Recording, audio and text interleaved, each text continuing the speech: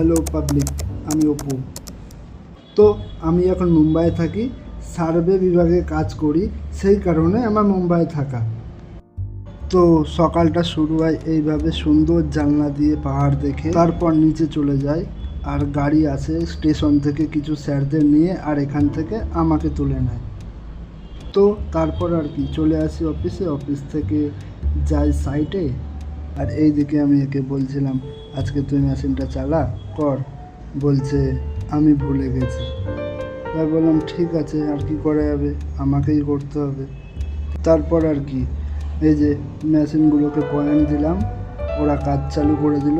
আবার অন্যদিকে আমার একটা কাজের জন্য ফোন এসেছিলো, আবার সেই কাজটা করার জন্য চলে গেলাম।